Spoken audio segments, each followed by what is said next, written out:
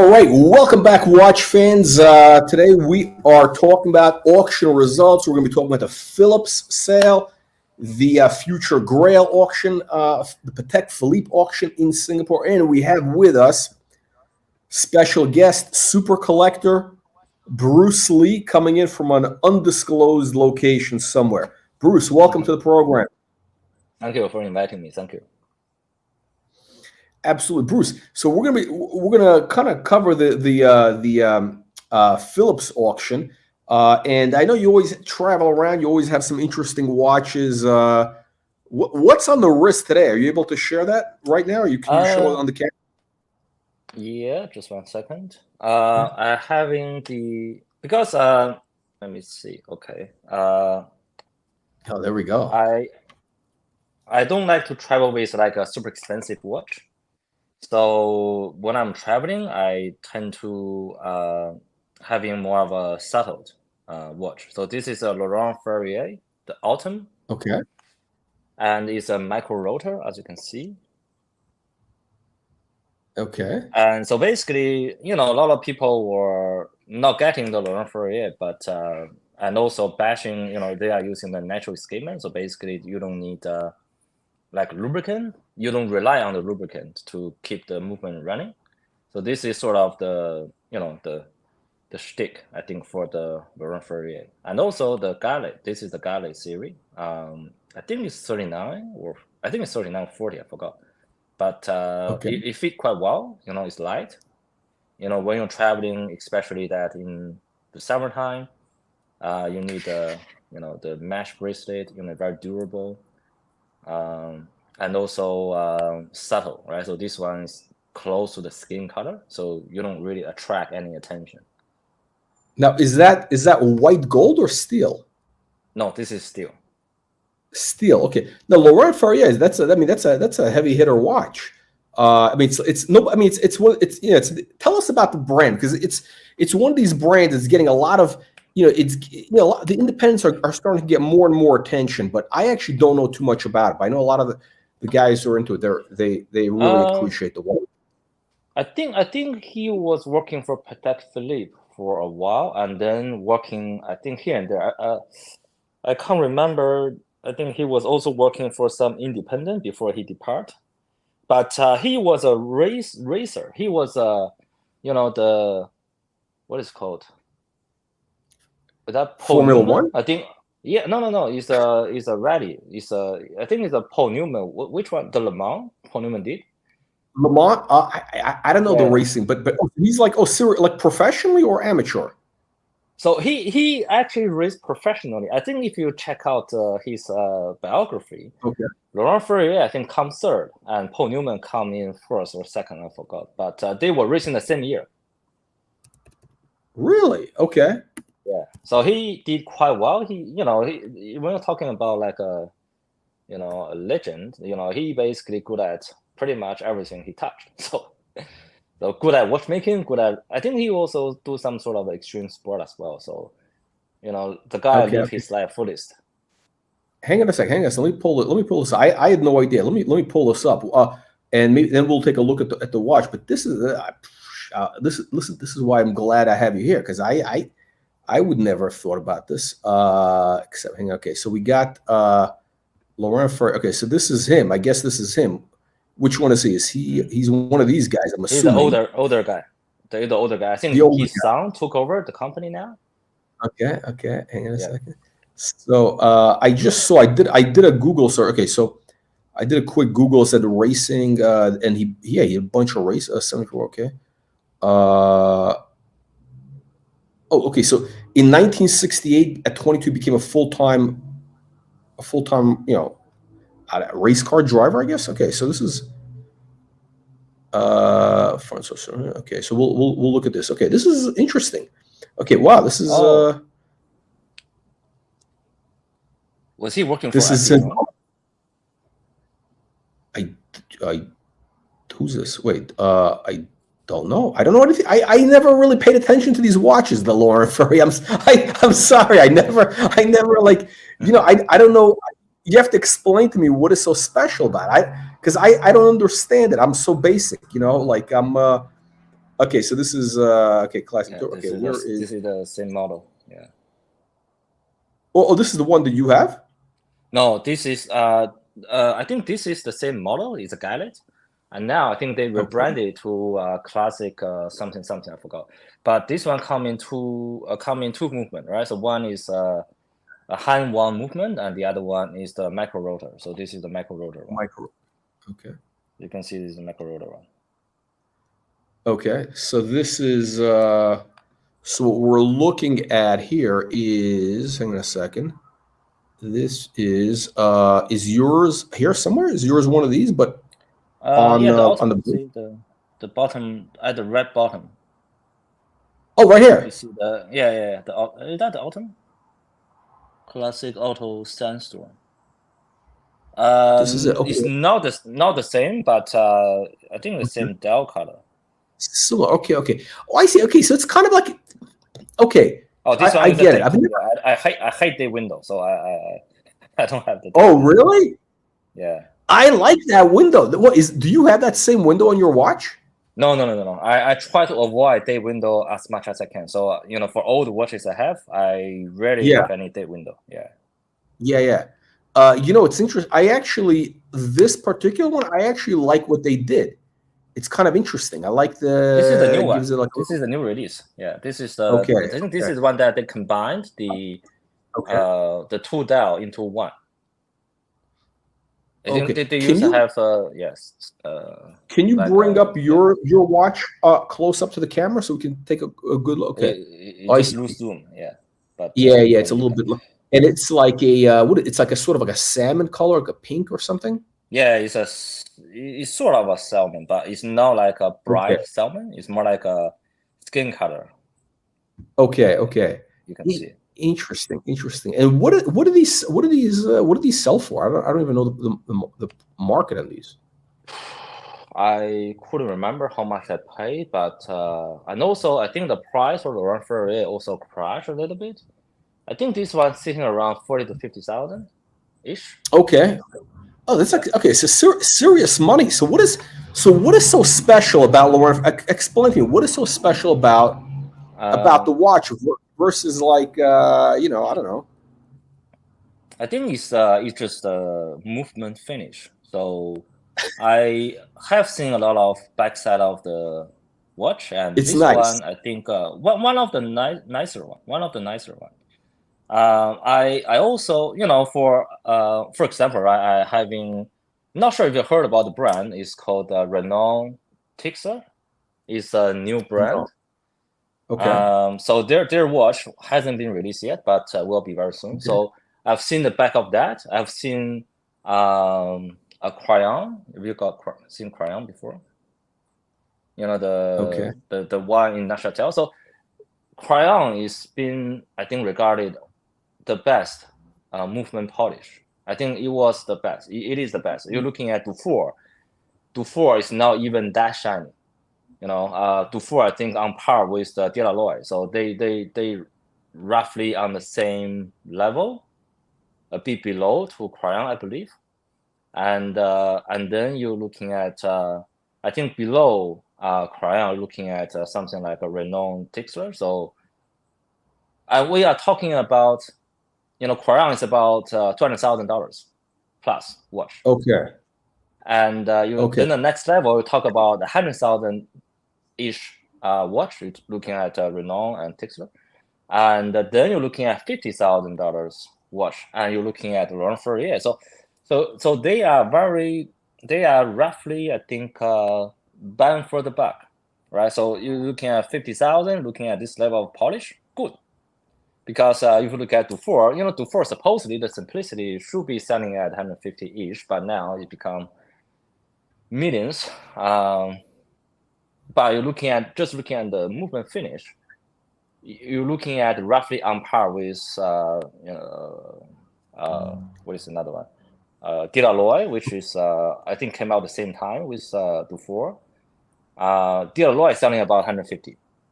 And you're looking at Romain Gaultier, the roughly, that's about the mid term of polishing. And then you're looking at this, this is pretty much the best you can get for money at $50,000 mark. Okay, so basically, the kind of the selling point of the watch is it's the movement finishing, the movement finish. Okay, so basically, it's the movement, it's the natural escapement, and also the finish of the movement. Okay, so essentially, the whole story is you have to take the watch off and show people. Why don't you just wear it backwards on the wrist then? Again, right? So I think this is the same thing with a hand wind perpetual cabinet, right? So it's really for you to see. It's really not for anybody else to see, right? So let's say if you have a rainbow Daytona, right? You wear it for let everybody else to see, right? If you have no, I get it. I mean, you can put out the Renault Tixter, right? So those are the same thing, right? So you're looking at the back, wow, super complicated movement, and you're looking at the front, it's like a $20 watch. Okay, so let's get another look at the back of the movement. I mean, that's because actually it looks pretty nice, even though we have like we can't get too much of a close up, but the bracelet actually also looks like it's pretty high quality construction. The clasp there. Okay, so okay, I see. So you can see a bit of the polishing. What is called the Côte de Genève. And also it's a freeze from balance, and they did a little bit of engraving for you to see, the winding gears, and then basically see the macro rotor here, and then below the balance wheel you can see the freeze bound. Sorry, not free flow. The natural escapement below. I think the natural escapement worked a bit different to the Patek Philippe construction. I try to read and understand, but I can't. But so basically, just additional, I think, some sort of gear to reduce the friction of the Patek Philippe, so that it doesn't rely too much on the lubricant. So meaning that you don't need to service as frequent as other watch. Okay, so today we're going to be, one of the things the reason we have you on today is because we're doing this review of the Philips sale, also the Patek auction at Future Grail, and there's a lot of interesting independent watches that I think I want to get your opinion on, because you obviously you really appreciate this stuff. I just actually want to pull up real quick. We'll just pull up Laurent Ferrier. This is his. So this is actually his driving record. Let's take a look here. So so this guy, okay, so this is, again, he's 77, okay, 18, 19. So basically this is his drive. His last race was in 1985, Aston Martin. Let's see here. What is it? Okay, 83. Okay, so I can't tell. I don't even know what these numbers mean. Is positions? Does it mean he's sixth place? I have no idea what this means. I don't know anything about racing. Oh, so he did the Le Mans race in 1980. That's pretty good. I mean, to do the Le Mans, you have to be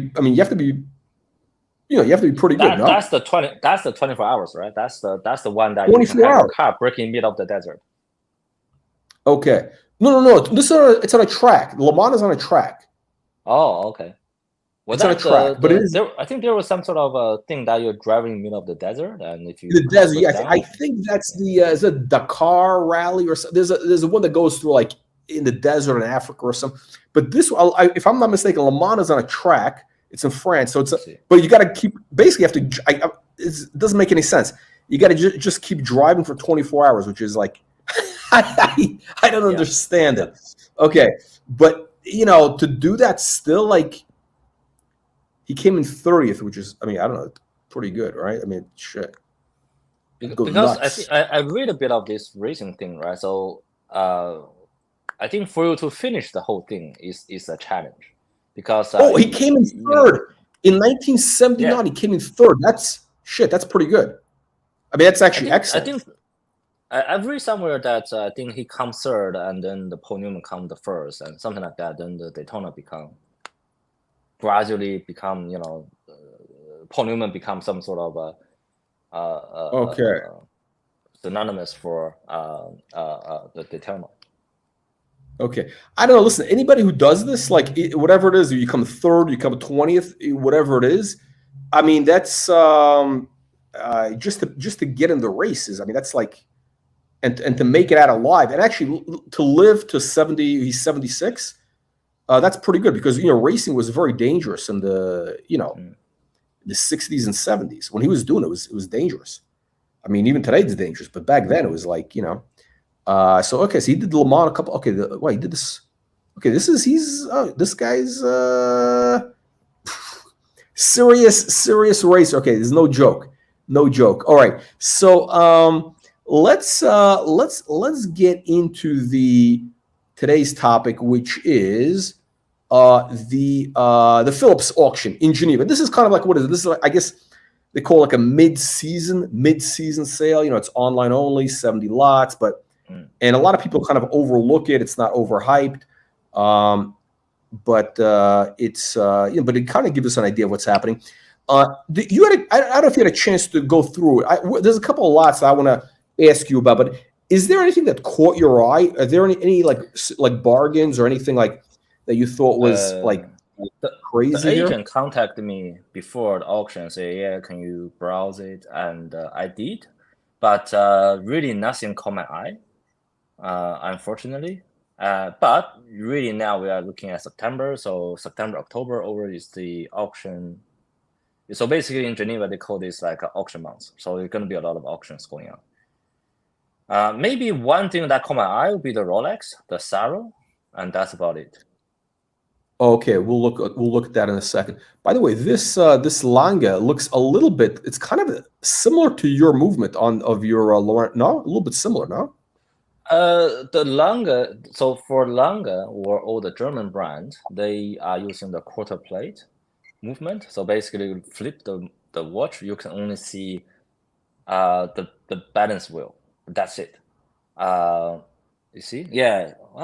Yeah, that's the quarter plate. So basically, the story I think is that back then the German doesn't have a lot of money when it comes to watch producing, and they have to really focus. So basically, open a little window, right? So they highly decorated this 1/4 of the area. They will sort of engrave a lot of things and leave the rest of the backhand. Oh, okay. Basically, with just coated Geneva. Yeah. The cutting corners. So, yeah. So if you open up this 3/4 plate, the rest of the movement is not that well polished. So they focus on a tiny area, and then people say, "Wow, German watch, highly finished." But it's just how they do things with a limited, I think, budget. And but this people now appreciate that. This was produced in 2020, though. No, this becomes then the tradition for the German watch. Okay. They cannot escape the matrix, right? So if they come up with something like a Swiss watch, they lost their origin. So this is their origin. This is where they become known as, the German watchmaking sort of the main characteristics is the 3/4 plate. Okay. You're looking at the glass shooter. You're looking at so interesting fact is that if you pull out, let's say, the Journe from Lanheim, they are having the exactly same construct of the 3/4 plate, but they are making the whole backhand skeletonized that you can see, the gear trains and how things work, and it's much like the English sort of watchmaking, where you're having something like a sort of sandblast or templage at the back. It's like a raw finish, but you're looking at all the chamfering is also very shiny. So that's become, I think I can only see the Lanheim doing that. I can't see any other German brand doing that. So they are now changing a little bit different. Interesting. So this is white gold brown dial, kind of interesting color. 12 to 20 sold for like the equivalent of, I don't know, 24,000 all in. I don't know, is that a good price? What do you think of that price? It's a fun price because this is just basic second night 6 o'clock. Yeah. Saxonia, right? So this is sort of a different dial color, right? This is I don't know. This doesn't talk to me. Doesn't talk to. Okay, now this watch, you have this. I think you have this exact model, the perpetual calendar. I have the 25. I think 629. This is 25. Oh, you have the earlier. I'm sorry. You have the earlier one. So the difference is this one. If you're looking at the 12 o'clock sub dial, there now you can see the hand for the leap year. If you're looking at the earlier version, you only see like a little triangle. It's not a dial, but it's like a little triangle thing to point the leap year, which is so unlegible. Okay. And the other thing I think they changed is that they are now doing like a cross at the 12 o'clock sub dial to divide, the 1 to 3 years and also the leap year. It becomes some sort of cross. And you're looking at the first one, it doesn't have the cross. It doesn't have the leap year indicator. Okay, so this is, let's take a look here. Okay.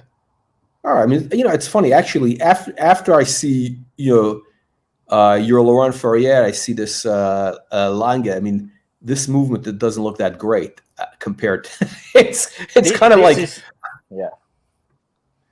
is the typical skeleton in the 90s, right? So they are focusing on engraving and also cutting, all the movement while remain the integrity of the structure, right? So and also if you're looking at this, I think this one is like a 1995 or something.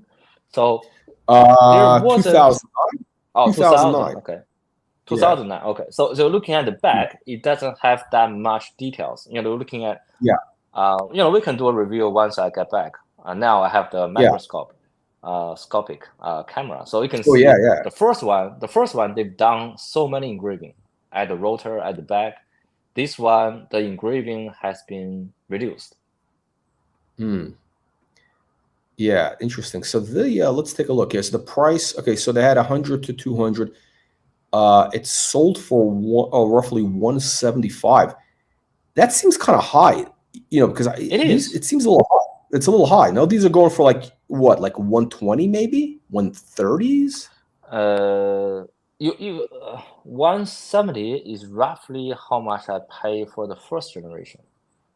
I think it's about 200. But again, you're looking at this type of auction. You're looking at the buyer commission is about 20. I think they reduce it to 22%. So all in all, the buyer will pay 200 on this watch, which you roughly can get a first generation, unless you like the dial construct. Yeah. Okay, hold on a second. These the price they're showing here, is that with the buyer premium, or that's the hammer price? Without. That's the hammer price. And then on top of that, you add another 22% for the buyer premium. And then that's crazy. And then you need to pay for an insured, like a freight, but they normally organize. And then once you get into your country, you pay another tax, import tax or GST, whatever, or not VAT, a lot, right? So did you going through this auction? Did you see anything that was a bargain? Anything that you thought was like a good deal? It's hard to find good deals at these big auctions. The issue with auction that you only need two, right? It's almost like you're bidding for a house.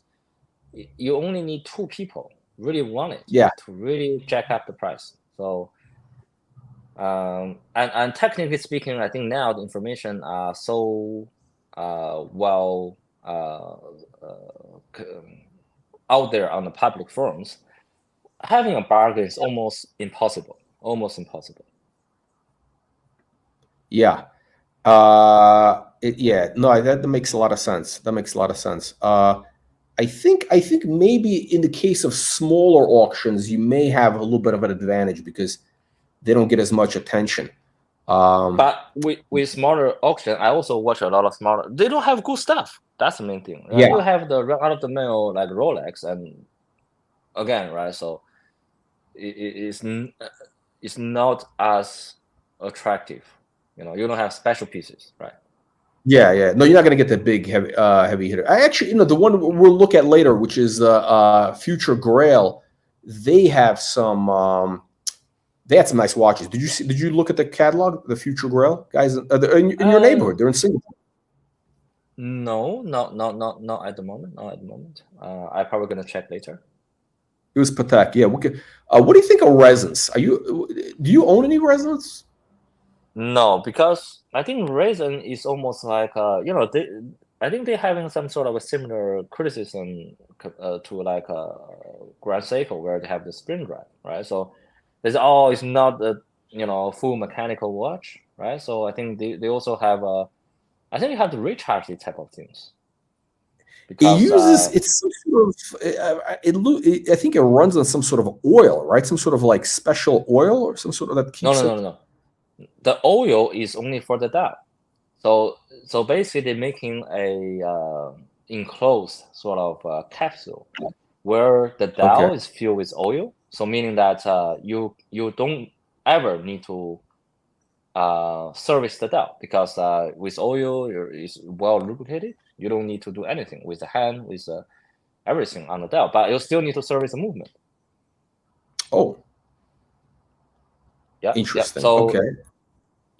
But I think either is because they have so many iterations. So some of them you just double tap on the dial, and then it will change your location based on your GPS, basically. So I think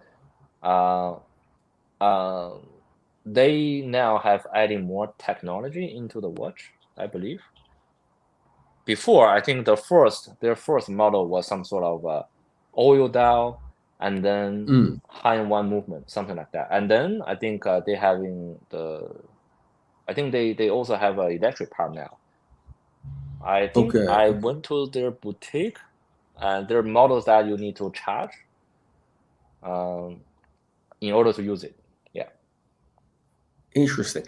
I think I saw one. I saw one in person. It was kind of an interesting watch. I mean, I wouldn't, I don't know. It's not my type of thing, but I appreciate kind of like the whole innovation, the dial, the whole thing rotates. It's it's pretty crazy.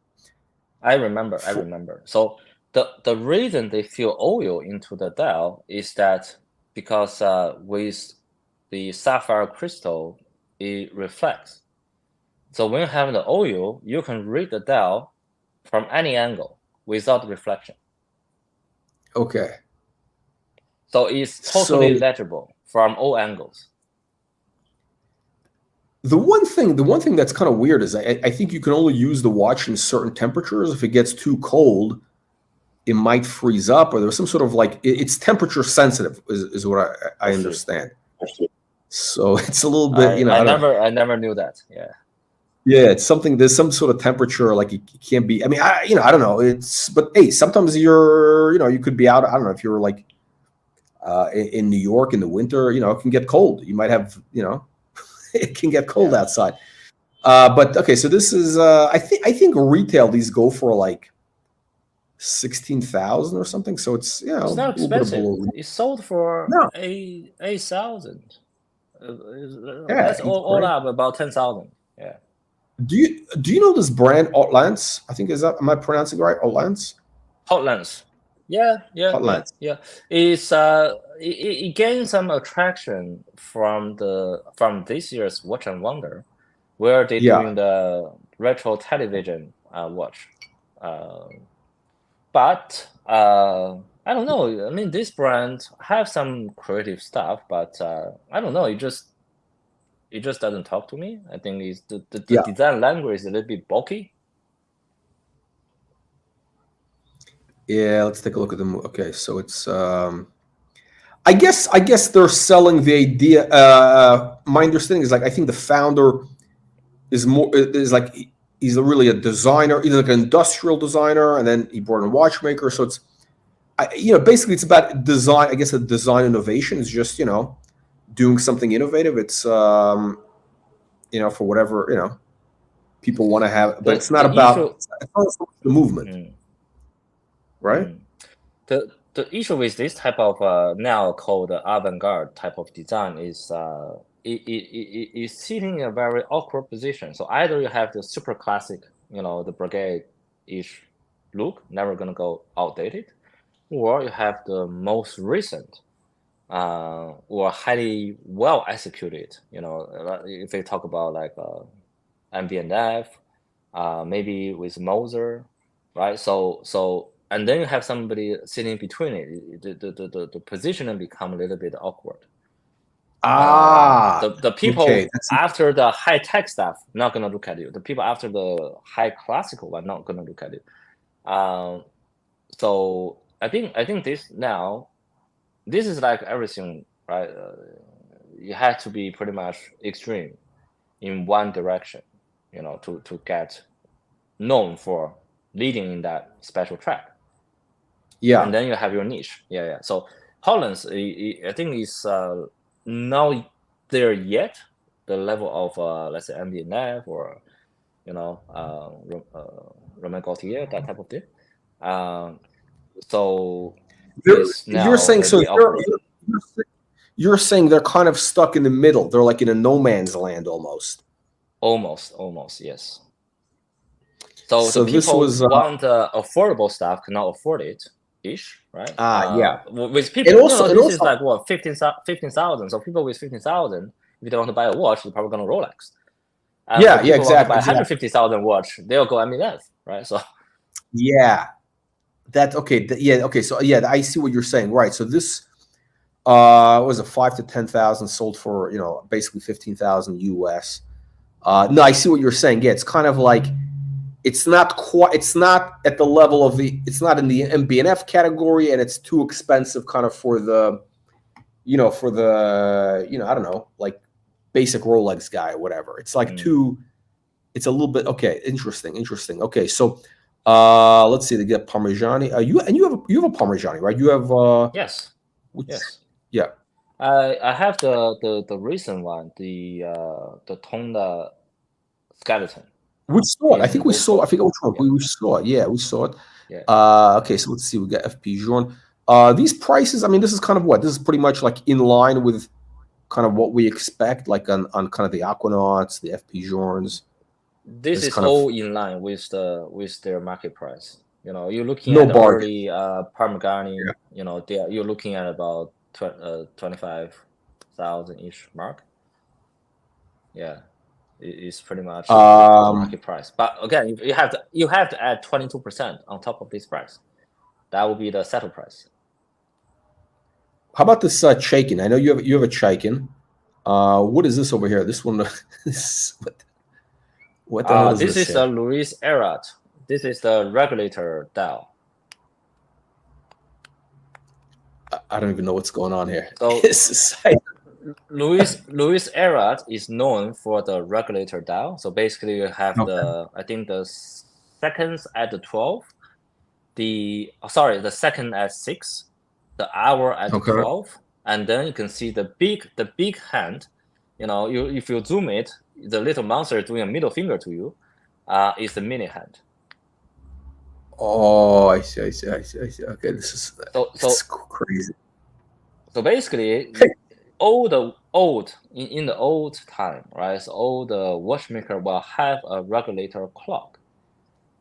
The purpose for that is to record exactly what minute has passed. And then now, for the modern watch, right? So they borrow that concept and put in the wristwatch. So basically, is the purpose for regulator clock or watch is to regulate all the other watches, because it tells exactly what minute it is, because you can see that the mini hand is huge. Okay. So that all the other watch can sort of sync the time with the regulator clock. So everybody is synced at the same time. How much? So what is this? Okay, so has to be super accurate. What is this? What does this sell for at retail? I think this is a limited edition. Yes, so Chaikin provided the face, I think it sell for 6,000, something like that, 5-6 Okay, thousand to reasonable. start with. Okay, okay, okay. So yeah, Yeah, yeah. reasonable. So a little bit So, over so the retail. Yeah. yeah, I can't get this. Why I can't. I find that watch very disturbing. I don't even want to look at it. It's just like interesting. Like what is going on here? Okay, so we got IWC perpetual, right? Perpetual calendar. Okay, so I want to get into the one I want to ask you about is, hang on, we're going to get to it in just a second. Okay, so we got the regular Daytonas, blah blah blah. Okay, okay, so you got the, let's see, is this the one you were talking about? This the Daytona? Is that what you were interested in? It is me or you? It's breaking up a little bit. Yes, this is the Rolex I'm looking at. Okay. So interesting. Okay, so it's a mother of pearl dial. With And pink what did you? diamond, is it? Or sapphire? Is it Pink pink? sapphire. Okay. Is it? Hang on. So Pink what is sapphire. it's? Pink sapphire. I never heard of pink sapphire. Yeah. Okay. Wow. Okay. I kind of like the what do you call it? The end link? The end link between the lugs. That's actually really nice what they did there. That's really nice. This is the early 90s. You can see that. I think this is early 90s where you're looking at the lug. Between the lug, there's like a very protruding end link. So this will make the whole dial even bigger than the 40 mil. But I think the Marcel Pearl worked perfectly with the pink diamond because you can see, the reflection is like sort of the sheen of the Marcel Pearl. Yeah, but it's kind of it's a little bit feminine. It's kind of it's a little bit feminine. No, mother of pearl, the pink. I mean, it's a little bit. I mean, is this a watch for you or for your wife, girlfriend? I mean, who is this for? I'm actually thinking about trading my the ice blue Daytona to something maybe in the early 90s, something like this, but definitely not pink. I'm actually looking at the Leopard, the most ugly Rolex Daytona. Which one? So that the Leopard, the with the leopard pattern. Oh, leopard. Orange, yeah, leopard. Sorry, leopard. Okay, yeah. Okay. Leopard pattern. With the orange sapphire. I'm thinking about swapping the ice blue Daytona to that.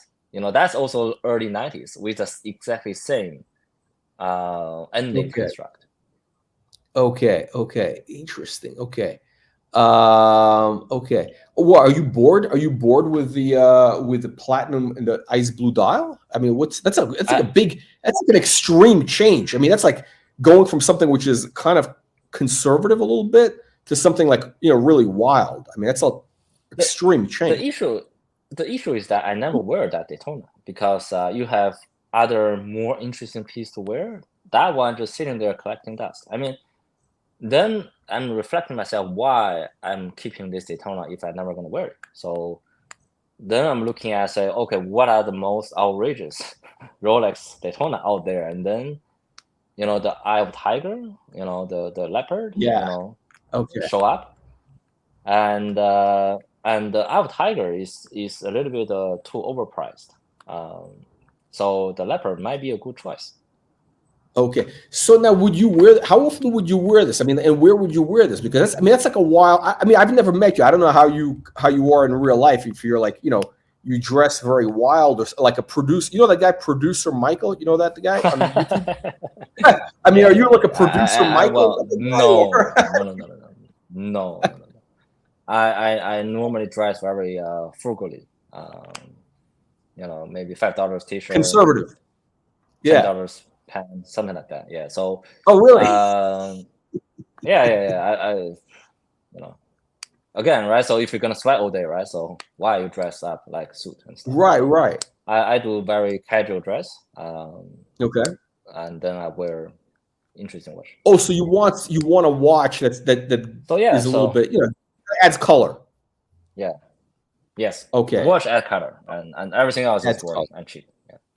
Okay, makes sense. Okay.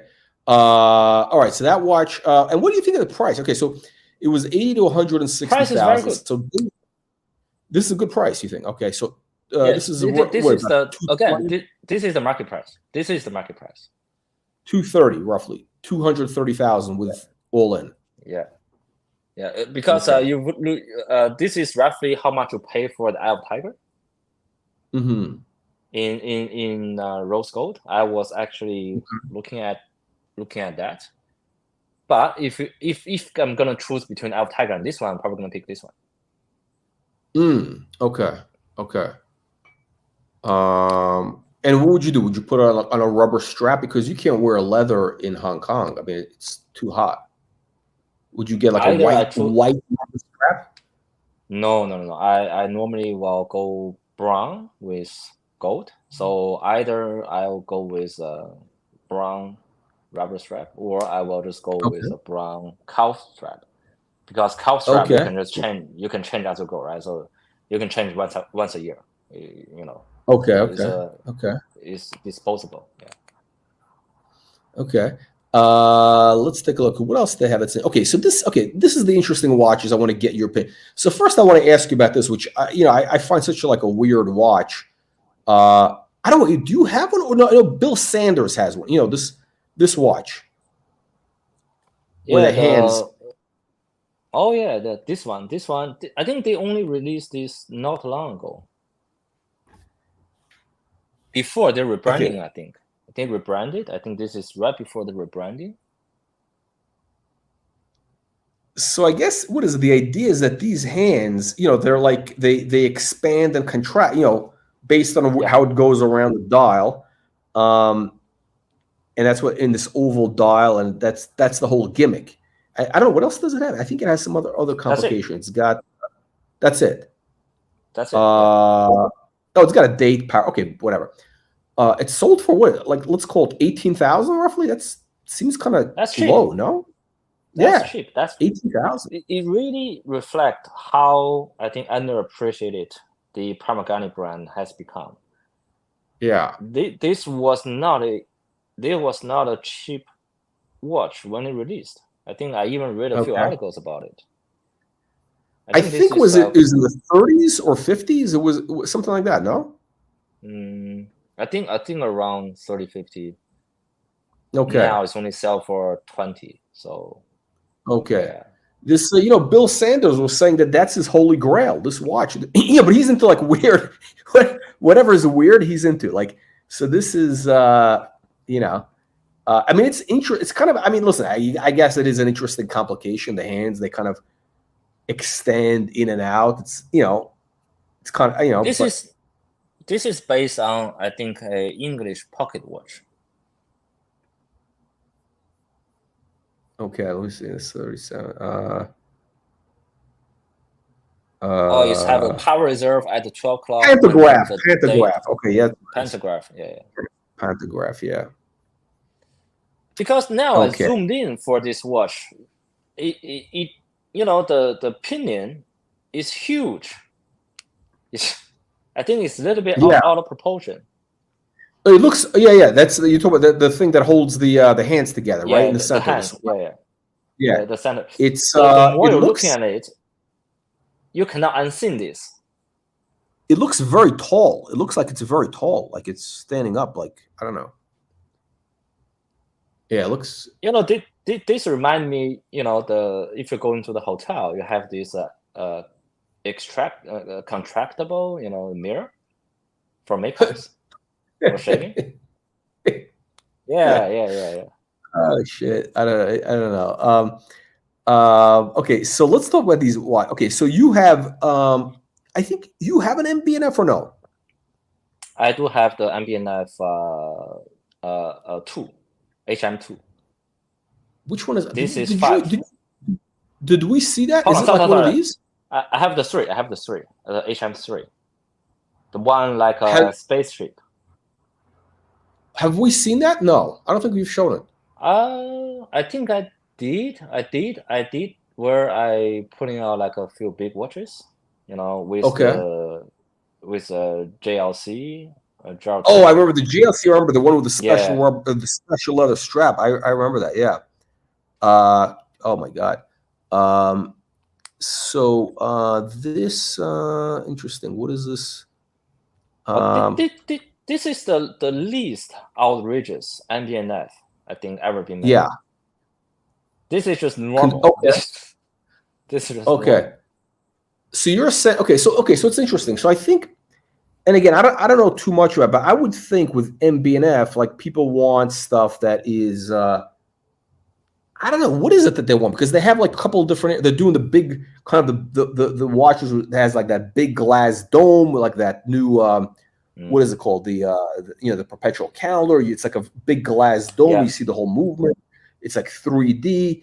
Then you have these exotic shapes, and then actually in this auction they have a couple of other like what is it? What is it when it comes to MB? I think with MB&F, it's almost like when you have this watch on your wrist, I mean, like you're really making a commitment to wearing this. I mean, this is like you're wearing this. It's probably, it's hard to tell the time.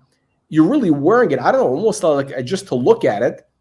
I'm not sure. Like, so what is it? What is it that collect? I mean, I think people are buying it almost as an investment now because it is so like innovative and that it's going to be considered like some sort of it's sort of like art in a way. So what are they looking for with MB&F? I think people buying MB&F really looking for, the to be really stand out from the crowd.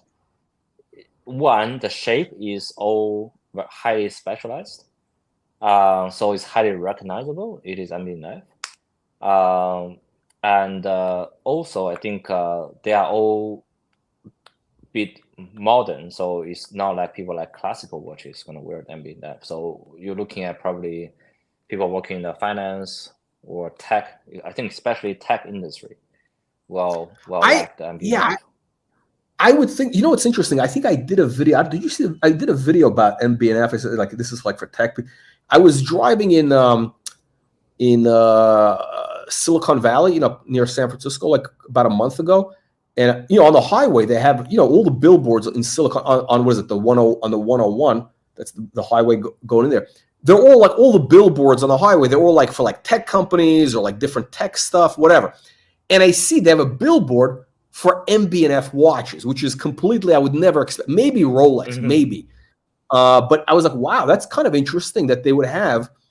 I've never seen a billboard for MB&F anywhere on a. I mean, it's just like but they had it there, and it's from with this Steven Silver Jewelers, which is the authorized dealer. I think they do a lot of I think they sell like Roy Belforce. They sell like I think this is. Sorry to interrupt. This remind me the people because I remember I was recently went to like a high tech company, and I went to their car park. 90% of the car is Tesla. 90% Tesla. Yeah, different model of Tesla. It's so boring. Was that wait? Was that in Asia or the U.S.? Asia. They have Tesla. And also, you drive Tesla? Yeah, of course. I don't see much Tesla on the street, but if you're looking at the high tech company, all the workers buy Tesla. Okay.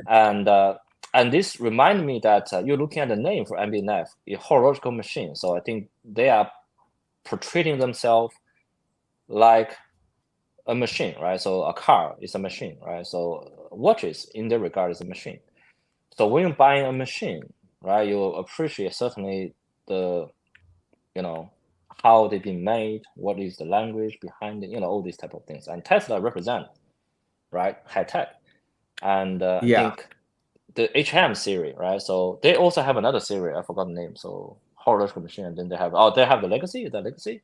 Oh, the Legacy. That's the one. That's the one. That's the Legacy one. Machine. That's they have horological machine. So So I think they trying to make this some sort of people don't see this as a watch. They see this as like a machinery, right? So it's certainly different to a watch. I think that Yeah, it's interesting, and because they're advertising this in Silicon Valley, and again, that's kind of like you have that watch on the wrist. Everybody knows, people who they know what that is. It's like you said, it's a recognizable. It's sort of like, I would call it like the sort of like the intellectual version of Richard Mille. It's sort of like it's not Richard Mille is for different. It's like the crypto guys, the flashy guys, the Lamborghini guys. Whereas MB&F is kind of like I don't know, a guy who's like, I don't know, doing like some crazy biotech company, like some tech billionaire or something, whatever. It's one of those. It seems to me that's kind of what they're going for. But this watch. So with that being said, like the legacy machine, to me seems like that's kind of is becoming the iconic MB&F, the legacy, because everybody seems to be wanting that legacy machine. I don't know is that right or wrong? Is that what do you think of that? I think legacy machine is more consistent. So looking at all the legacy machine, they have all the dome-shaped sapphire crystal. They have the same sort of what's called the colorful dial, and they basically also have the whole movement reverse. They have all the gear trains up on the dial. Mm-hmm. The design language for all the legacy machine is consistent. But if you're looking at the horological machine, they have a different shape every iteration. So looking at the 1, I can't even remember what is a HM1, but the 2 is a square box. The 3, we have, and there's gonna be one of this. Okay, so we're just gonna show this on the screen real quick. So this is the legacy machine. This is the one that, like, it seems like everybody wants these now. Like, and this is, again, the perpetual calendar is like these are about 190 grand roughly. I think they come in different colors. Rubber strap. This been marketed as the only perpetual calendar you can reverse setting the date. So if you set the date over, and then for all the other brands, you have this, I have to sit there for whatever until the day passed. But this one you can reverse set it. I think that's one of the selling point for for this one. Okay. I mean, it's interesting. I mean, I get it. It's like you have this on your watch. It's kind of like you're making a statement. Like this is, it's definitely a statement here. All right. So you're saying now, what do you think 5 years from now, 10 years from now? What's going to be the thing that's going to be desirable? Is it going to be the legacy machines or their boxy, the earlier, the horological machine and all that stuff? Okay, from a purely speculation perspective. Financial standpoint. Investing standpoint. Okay, from a purely investment standpoint, if I want to make, for example, a certain, so it's much easier to manipulate the price of a HM series, let's say HM4 or HM3, than to manipulate the whole legacy machine, because legacy machine, the design language is very universal, right? So if you want to really control the price, you have to buy over 50% of the stock or something like that, 30%, 50%. Yeah, it's so much. It's too much, right? So if you want to say, this is again like Rainbow Daytona, I have Tiger Daytona, Le Mans. You don't really have much circulation. So meaning that if you just buy 10, 20, holding it, or if you convince the market, this is the next growth machine, the watch dealer gonna stock it and hold it. The liquidity gonna dry out quite quickly, and then for anybody want to buy it, 4 times more than the retail, right? So from a purely market manipulation standpoint, you're rather wanting to control maybe a single series from HM rather than the whole series of a legacy machine. Bruce, the value of this live stream is that you're giving a master class in market manipulation for the fund. So the whole market is manipulated. No, but from what you're saying, I think you have experience in certain markets where this goes on. I mean, am I right? Or Okay. not watches, but I outside of watches. I observe, and if you observe, all the market is manipulated, all the data is rigged. You just need to make the best out of it, right? So, uh, yeah. So this it is what it is, right? So looking at the Yeah, crypto, you're no, looking at yeah. stock market. If you're looking at the food market, right? If you're looking at commodity, you know, the corn, Don't fight the the trend. You wheat, have to just go with. You have to go oil, with what it.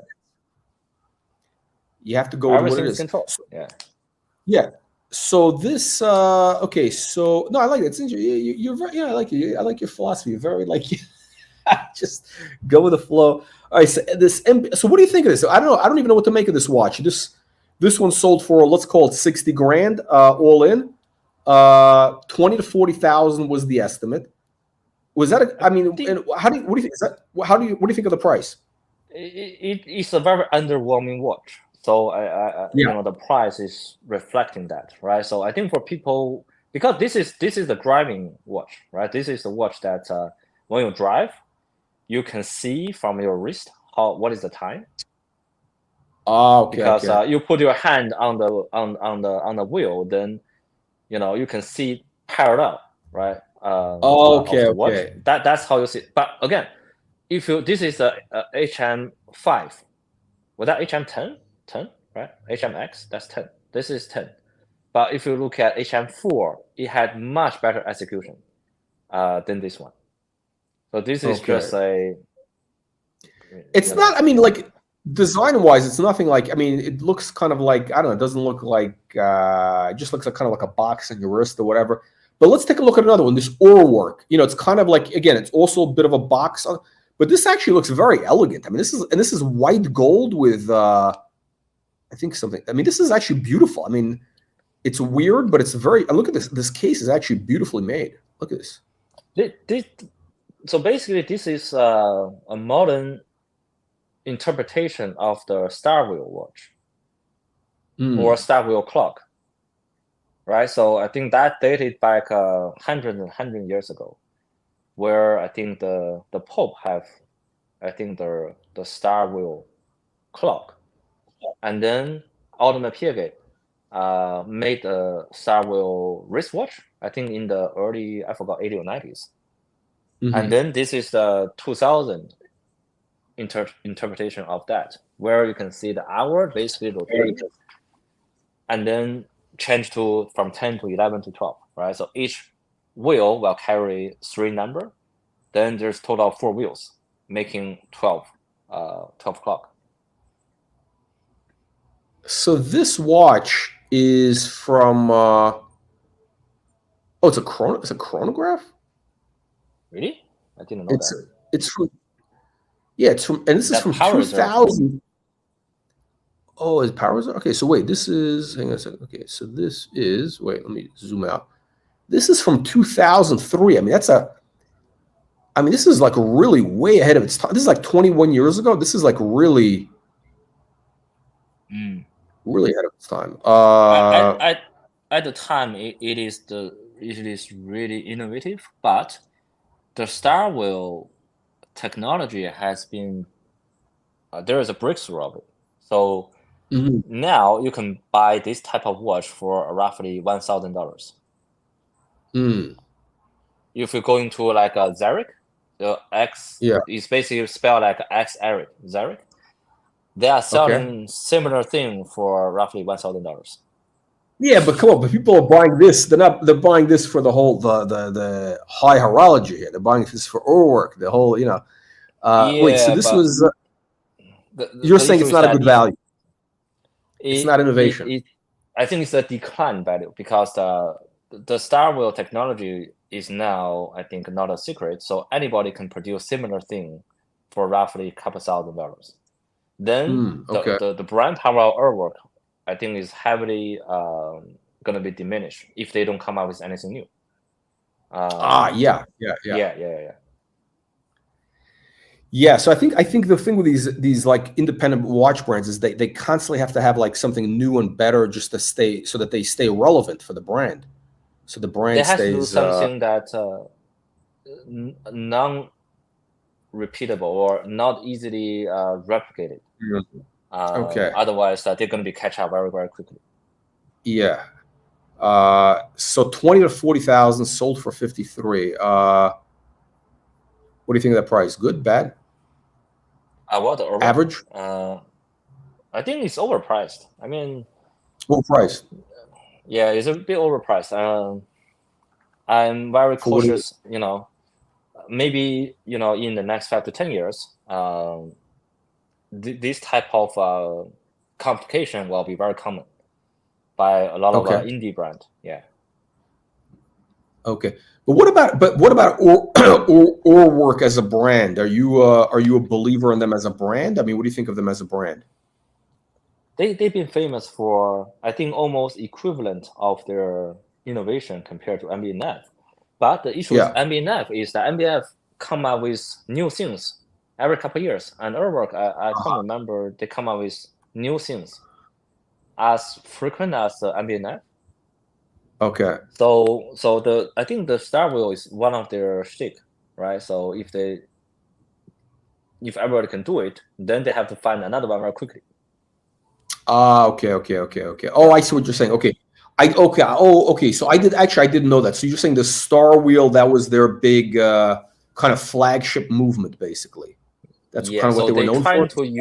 They try to use this for all their famous. Okay. Now I understand what you're. Okay, now I understand what you're saying. Okay, so basically, so essentially, too many people are doing Star Wheel, so it's no longer special. Okay, I get. Yeah. Correct. Okay, I understand. Now I understand. Okay, so this watch I understand, which is something more basic. AP dual time. I'm a big fan of this. And this is the blue dial. I don't know why they call this the Eve Climb, but so this is steel blue dial. So 12 to 14,000 was the estimate. That seems to me like a very low. That's like a low ball estimate to get suckers in, right? Like low ball estimate. Yeah, I think mainly it's because it's steel, right? So precious metal. But again, the price seemed to be low. It was a little low because I think these kind of go for like at retail. Actually, this looks like it's in very good condition, but I think these go for what, like roughly 20, like high 20s in this like steel, maybe 30, maybe 30. I don't think more than 30. Depends. Really. Does it come with a box and paper? Normally it doesn't come with a box and paper.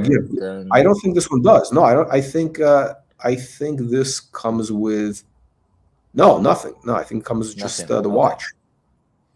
And also, it doesn't show if the bracelet is wobbly, right? So that's another issue with the early age Rolex. If it been heavily used or heavily polished, also the same with the Daytona. The bracelet will collect, and it doesn't feel well because it will snap your wrist hair and pull the hair. That's not good. It looks like it's in pretty good condition. I mean, the dial is like, a lot of these dials, I don't know, for some reason they seem to deteriorate. This looks like it's in good condition. I'm zooming in so I can see this dial has been heavily polished. Well, the dial? Wait, the dial was restored. The case has been heavily polished. Yeah. Really? Hang on. At least. If you zoom in, if you zoom right in, you can see the bezel. What is it? Bezel? How do you say that? Bezel. Yeah. Bezel. Okay, the bezel screw is sitting above the bezel. If you're looking at typical Royal Oak, the bezel screw are always sunk in to the bezel. Oh, yeah, so a little bit. Yeah. If it's sticking out, meaning that they are losing so much metal on the surface. Yeah. The bezel screw just sticking out. So this one, from a visual, at least been polished 2 to 3 times. To lose that much of a metal. Okay.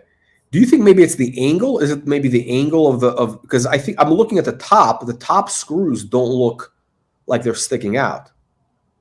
I think a I'm lot of times looking it's at an the one illusion. on the right. Yeah, One on the right. I see. It's a bit of a Yeah, I shadow. see that. Yeah, it looks like it's on the right. They look. I think maybe it's the. You think maybe it's the camera that makes it look like it's sticking out, or not? Or We really need normally you need an angle shot, but this one only have Yeah. 2 photos. I mean, when you have Uh-huh. that little of a Photoshop, photography done, maybe that Okay. hides something. I don't know. But also the bottom left is also seem to be, the bottom 2 also seem to be all sticking out. Ooh. Okay. Okay. You see Yeah, I see that. I see on the left. Yeah. I see. Yeah, by the like 8 o'clock position, it's a little bit sticking out a little bit. It looks like it. I don't know. It's hard to. It's. You don't know. But this is.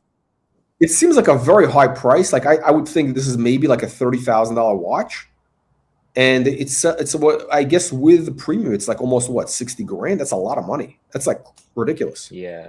Yeah. I think people probably just after the special dial. So normally this one come in like what, the champagne or white? It comes in white, the champagne, the gray. I don't know what's so. I don't know why. In the blue dial, I actually don't think is that. I don't think it's that special. This blue dial, it's nothing like that. But it's a brighter blue. This is not a, like the typical. You have a tarnished dark blue, right? So it's typical of 15400 or something like that. This is a more vivid blue. Yeah, it's kind of like I've seen these. I don't think it's that. I don't know. I don't find it's that amazing. It's like, okay, it's blue. Okay, big deal. It just doesn't. I don't know. This was like I don't understand the. And I remember I've seen these for like 30 grand. So why would it go for 60? Maybe that's an option. That's what happens, right? Yeah, maybe you only need 2 collectors. Really want exactly. blue dial. I have this exact watch in yellow gold with a white dial, beautiful white dial, which I'm going to be selling. And I'm going to be selling that for like 38 grand. Yeah, so I think if the same model went up for high price, it's a good thing. Yeah, exactly. So I mean, I don't know. What would you rather have? Would you rather have that same watch in full yellow gold with a brighter dial, or if it is me, I would have the yellow gold one. I'm probably gonna go with white metal one, so that I can have 1 inch. Yeah. The yellow gold is great. I think AP does the best yellow gold, better than Rolex, better than Patek. They just do, their rose gold, their yellow gold, they do the best. I don't know, it's just my particular. Okay. Okay, so we got this basic. Okay, what do we got? The basic, kind of basic Patek now. I don't know. Is it Calatrava? What do you think? What's your opinion of this Patek? What do you think of this dial? What do you think of this design? Do you like this like weird like what, teal color? No, but the design, that kind of I don't know what they call it, that checkerboard pattern. I'm not sure, because is this like a special function for this arrow, or it just for? I don't see any other hand. Hang on, we got what's on the screen? We got no, it's just what is it? It's a basic Calatrava with a date. I mean, it's in steel. It's a steel watch, and they saying it's a limited edition of 1,000 pieces. A limited edition of 1,000 pieces. That's a huge. It's not really a limited edition. That's not a limited edition. That's like, I mean, they'd be lucky to sell 200. I mean, this is such an ugly watch. I don't get this. It's like, but big money. This is a similar thing. Like I think when they release in this year's Watch Wonder, they did some sort of a denim. They're doing this design. It's like the same. I don't like this this modern look that they're going for. It's like. You're looking at this strap. The only merit I give to this watch is that the strap color complement quite well the strap texture. Complements quite well to the dial. Right. Yeah. Okay, know, that's where you're gonna the pay. gilt You're gonna pay day 50 and grand. You're gonna pay 50 grand for that? I mean, come on. no, no. It's ridiculous. But okay. So hold on a second. So this okay. So that, it looks like they had one bargain here, maybe a bargain. We don't know the story. So a root beer, nipple dial root beer. I like this. Two-tone. 11. So okay. 14 grand all in with full set. Wow. This is the vintage That's one? like, This is the vintage. yeah. Is it? 1984. Okay. That seems like a good deal. It also have the special engrave. What is that? On the back? Laser inox. Yeah, at the back.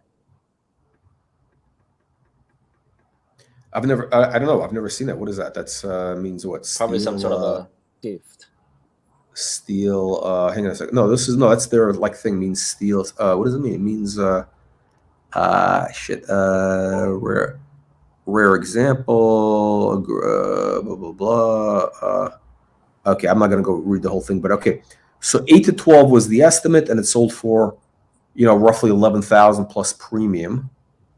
No, Bruce. I think actually that includes premium. I think that the price is showing does include premium. I'm pretty sure it does, because that's why you have like this odd number. Yeah, because that's how you would get this odd number, because usually they do the bidding is in increments of, I don't know, 200, 500, at these low. So that's why they have like 10,795 Swiss. So that's how they so it does include. Okay. Yeah, because I know. Usually, I think Sotheby's they include that. So I'm pretty sure they include that. Yeah, so this one, for sure. Yeah, for sure they include it, because that's how they got that. Okay, so let's take a look at. Hang on a second. This is. I want to get your opinion. There's some interesting watches here. Okay, what do you think of Harry Winston? They made those like really. Yeah, they did those interesting watches with collaborations. What's that? It's Opus, right? That's the series.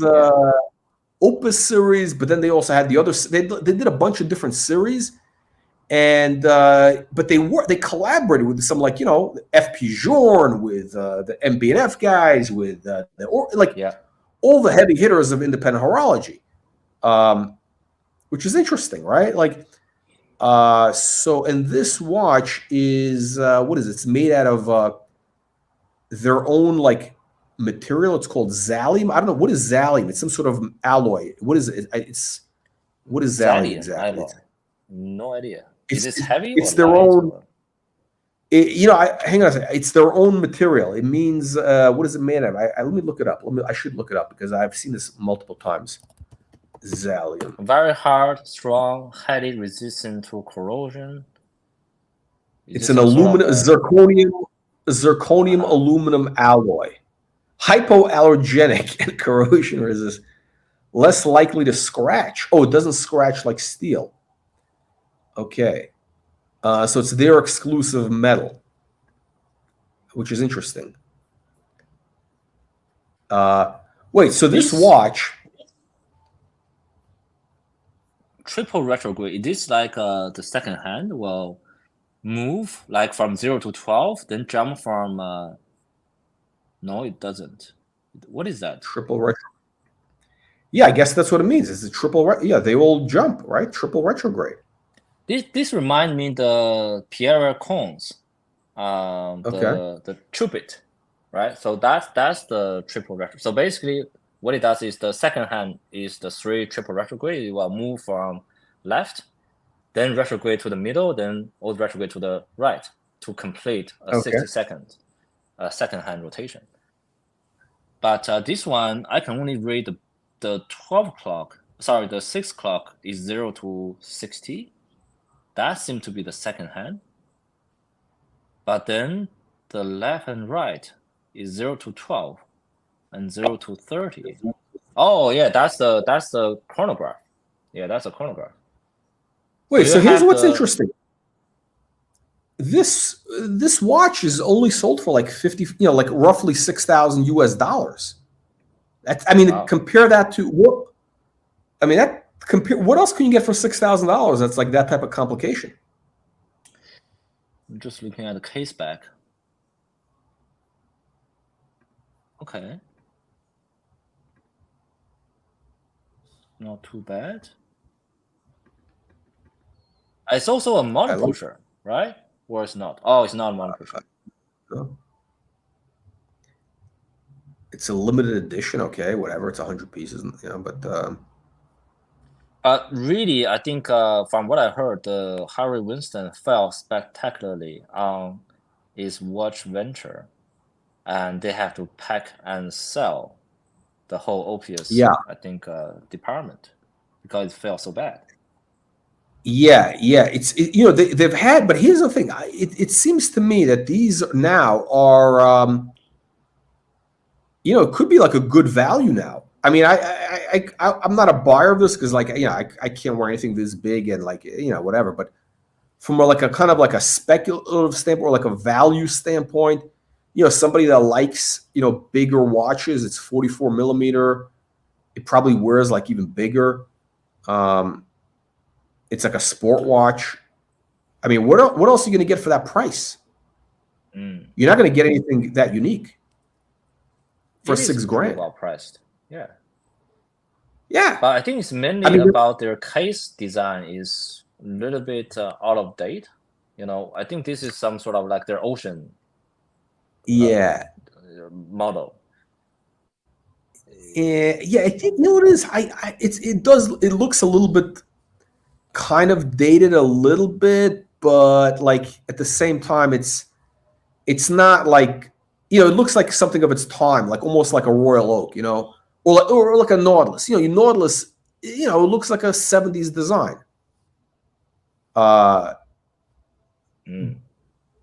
This looks like, you know, an early whatever. It could be a late 80s, whatever. I think it's okay. It does look. It's not dated in a bad way. It just seems like an interesting value. Okay, hang on a second. You have this watch actually, I think, right? This Journe. Yeah, I have the Centograph. Yes. Here we go, Centograph. So this, I think yours is in yellow gold, right? You have one in yellow gold, if I'm not mistaken. I think it's rose gold with the same gray dial. Yeah. Okay. So price update. Price update. 120,000 US. But it's a white gold. I don't know. Okay, so it's not as. I'm sorry. Excuse me. Platinum. Sorry. Platinum. Okay. Platinum. I think I paid about 140. So price come down more than 10%, something like that. I don't know. What's more desirable, really? Is it platinum or the rose gold? I think. I don't know. The platinum only desirable for platinum is the boutique special black dial platinum. That is really sought after.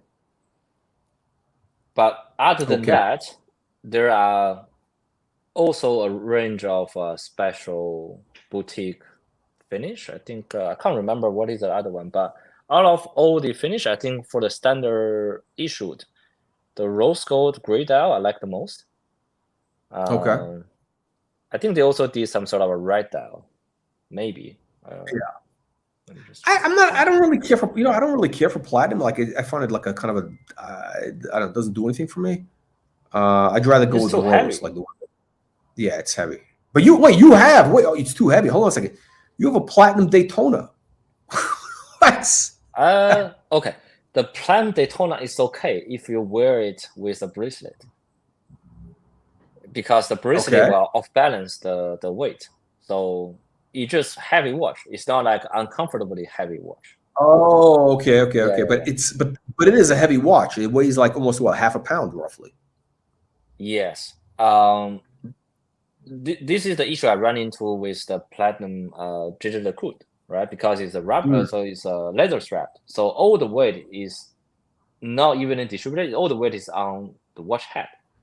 So it's really drag, you know, the head down and really like strangle your wrist. That is not good. Yeah. So we got the World Time. $24,000 in white gold. This is the what do you call it? This is the first edition, right? Of the early edition of this watch. Let me see, 5130. Okay, that's the first edition. Yeah. Then you come with a 52, and then the rest after 52, I think it just turn ugly. I like this. You know, I like the hands. It's different. You know, I like this, but I do like, I prefer like in the yellow or rose. The white gold, I just it doesn't have that same charm. Yeah, it doesn't. I don't know. It is very subtle. I think you had one of these, right? Yeah, World I Time. sold it. I sold it. Then I used the money at a few, and I bought the perpetual chronograph. So that's the HM2. Yes. So this is okay. So this is the one that we're talking about. So this is the one. If you're going to manipulate the market, you want to do it with this watch, right? It's highly recognizable. It's very limited in supply. But the only bad things about this is not really commonly wearable. You want people bought it that can wear it. It's not really wearable. You know, I tried this at the boutique. Okay. It's so big. It's so big. It's like it's not you know, it's like wearing like a brick on your wrist. That's how big that is. So it's 58 millimeters wide and 30. So 58 millimeters is how much? That's shit. How many inches is that? That's like 4 inches. I think so. The conversion. 4 inch.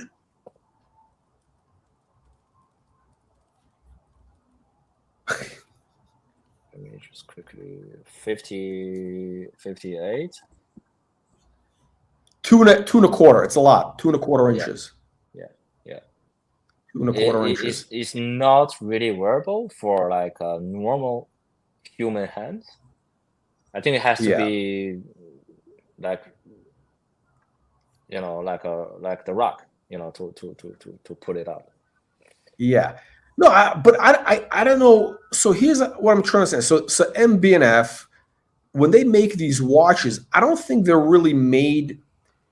You know, I don't think they make any of their watches for everyday wear. I think they're made for like, you know, you wear it to like, I don't know, you wear it in your house or something, or you wear it on an occasion. You wear it to. The 1 and 2 is not really wearable. You can really wear daily for the 3, 4. Okay. 5. You know, after 3, I think it's wearable. This is the second. The first one is roughly the same thing with a circle, 2 circle. This is like all the independent watches, right? In the early age, you know, they are limited by what they can do with the movement. You know, they have to make like a really bulky gear train maybe, and then the whole watch becomes so bulky. Once they can access to maybe, you know, Agenor, for example, you know, design the movement for them, or they can develop like an in-house movement. Then you can start to see the movement become smaller and smaller. This is the same case for the you know, 5004 and 5204, you know, with Patek Philippe, you know, the one I bought. The early one is so high, so thick, but once Patek did their own movement, it becomes thinner. It's the same deal. If you use somebody else's movement, then you have to work on it. Then you have to add different modules. Module add depths. Okay.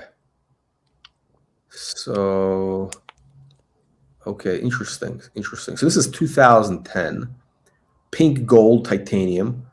So that the estimate was 17 to 34,000 Swiss, and it sold for 107,000. So roughly, you know, 115,000, 120,000 US roughly.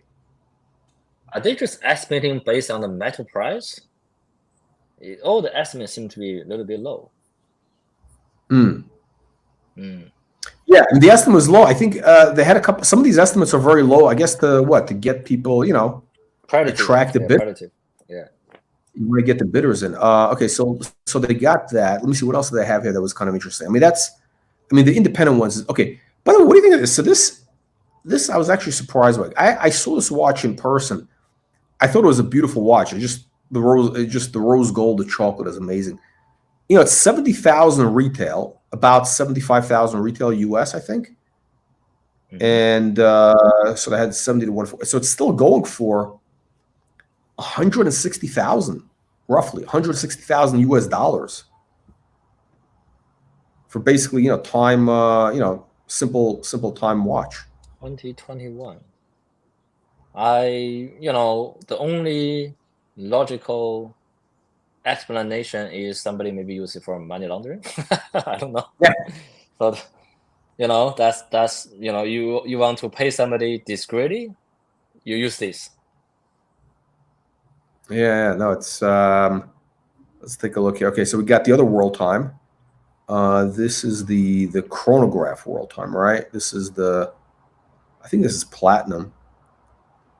I think we talked about this watch. No, did we talk about this one? No, but I just don't like it. No.